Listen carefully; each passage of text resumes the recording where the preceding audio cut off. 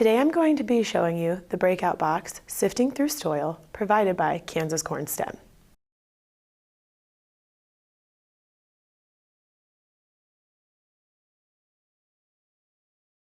My name is Jessica Sadler, and I'm a 6th grade science teacher and lead teacher for Kansas Corn STEM. Today, we're going to be going over the Breakout box, Sifting Through Soil, provided by Kansas Corn STEM. Let's get started. The first thing that you're going to want to do for this Breakout box is likely pass out your hint cards to the students you'd like to have them. These are really great to go to a student who might need a role or a job or something extra to keep them vested in the Breakout. Once these student cards have been given to those students, then when they're ready to use a hint or they want a clue, that student would come to you and provide you the hint card to get that extra information. It's a really nice way to keep everybody involved. The other thing that you might want to do is on your locks, especially these 5-digit ones or 5 anything ones, you're going to want to take a colored piece of tape and put it just under where that silver line is. What can happen is if students have the right combination but they start putting it in from the wrong side, the lock won't open, which can be a little frustrating. So I add a piece of colored tape, that way they have a reference point for where to begin. You're going to start sifting through soil by reading the following story. And once the story is over, that would be the time that I would start the timer. 30 to 45 minutes, depending on your class period. The story for sifting through soil is, while hanging outside with your friends, you notice the recent storm has washed a mound of soil out onto the road, and the plants it once supported are now lopsided. You suggest replacing the soil around the plants. Your friends don't see the point since it's just dirt, and they are just plants. This makes you wonder, are soil and dirt the same thing? Could there be a difference between the two? Could something have been done differently to help prevent the soil from washing away? For the answers to your questions and to save the plants, you must solve some clues. Hurry, there's no time to waste. We're going to start by talking about the texture triangle clues and the lock that it'll take off. I have the small box here. This is the smaller of the two. You will hide this somewhere else within the room. It'll be locked with the key lock, but inside are going to be these multicolored pieces individually cut out and placed within. Then you'll close the box, put the key lock on it, and hide it where best suits your room.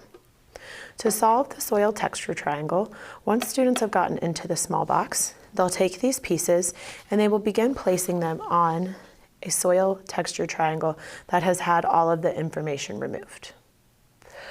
They will use it by sand percentages, clay percentages, and silt percentages, which are running up and down on the angles. The finished product will look something like this in the provided answer key. Once it's all put together and fits back correctly, your students are going to be solving what is the shape lock. They'll start at the side here, and you'll see that silt is first with that first shape. So we have circle, diamond, star, right facing arrow, and another triangle. It should look something like this. These kinds of locks, it's really nice to give a small push in and then a pull out to make sure that they really come off. Occasionally they can have a little hiccup. This lock will be on the main Breakout box attached to the hasp. The key lock would be another one that we'll talk about. For this particular lock, you have dirt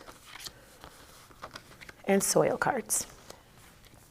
On these cards, in invisible ink with the pen provided in your kit, you are going to individually write, the key is.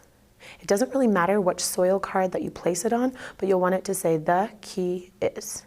And then that would take care of those. On the 3 dirt cards, you would put hidden. On the next one, you would want to say in, on, under, that preposition word for wherever you've placed it. And then on the last dirt card, you'll want to say where it is. These cards can be left in a group in a certain space. They can be hidden and taped under items. It's up to you and what works best for your class. You will have one of the keys hidden under which item you write here on this last dirt card in invisible ink. Students will go there, find the key, and that will be what unlocks this smaller box, which then students can get the texture triangle pieces out of.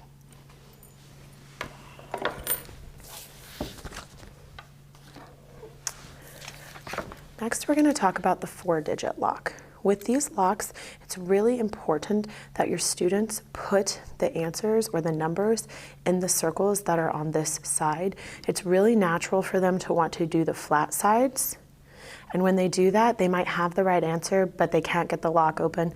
Thinking they're wrong, they'll start to change their responses. So make sure that they get it starting from top to bottom in these circles on the sides. To solve this lock, students will have a copy of this sheet wherever, again, you choose to place it. You can give multiple copies to multiple students to try solving, or you can just have one out. They have this graph where we are thinking of Earth's valuable soil, and they also have these boxes where one of the numbers has been removed. So they will read across line by line. So here we have 3 somethings of the Earth are covered with water. When you look at this pie graph, you can come to understand that 3 pieces of this graph all match, and the idea would be that 3 out of the 4 are covered in water, so 4 would go in this box. Then you have 1 something of Earth that is desert, swamp, mountains, or polar regions. That's going to take us into this piece right here. They would come up with the idea of what that piece could be, and as you'll see, that would come out to 1/8 of the Earth is desert. So right here, desert, swamp, mountains, and polar regions. So you'd have 4, 8 coming out of these boxes. Then we go to the second clue, 1, 3 something of Earth that is too rocky for growing crops. They should come out to, it's a 32nd piece. That 2 is in this 3rd spot in the lock. These 2 clues are great to read, but they won't provide an information that will take this off. And then they get to the very last piece, something 32nds of Earth where crops can be grown. And then we get into that tinier space. This number would end up being 1. Once those are placed, that will bring this off. There is also an answer key that has that information filled out for you too. Next, we'll talk about the soil measurement cards. Those are going to take off your directional lock. Again, you'll see that colored tape right here. These are super important because left and right can be confusing for students, especially depending on the direction they're holding the lock. So the tape is really helpful on these. For the soil measurement cards, you can leave them again as a group. You could leave the cards themselves. Sometimes I hide the clue card if I have a class that works a little faster than others, or you can leave it in a lump and out somewhere. It's up to you and your room. With these cards, you will notice that there are shapes and there are arrows. The cards that have the shapes are still to be used in solving these clues, but it's a little bit of a red herring so that your students won't just, oh, it's a shape lock, and start trying to guess the combinations in there. It makes them put the effort into solving it. When you look at the clue card, it says, ready for this clue, I'll give you a hand. Order highest to lowest percentages of sand. And if you look closely at the cards, it gives you sand, the amount of millimeters that are filling the container, and the percentages here at the end. You also have silt and clay. For this particular card, it happens to be 100% sand, so this would be the one that I would start with as I'm organizing them. When you are finished organizing and laying out all the cards, you should come up with a combination that is right arrow, up, up, left, right. This lock will again be on the main box, and with a little push and pull, it should come off without a hitch. And then your last clue is going to be, or set of locks is going to be this 3-digit lock. Again, it's just like the 4-digit lock, except 1 digit smaller. The answers will still go in these circles on the side. For this particular one, you do have 3 QR codes. They are unlabeled on purpose so that it provides students the opportunity to actually need to go to the websites. These can be used with an iPhone, a tablet. If you have a QR reader because you have Windows products or something else more PC-like, you can use these still. You'll just use the QR reader app. There are several available on the internet that are completely free. I like to tape these up. You can hide them if you want. It depends on your students and their needs.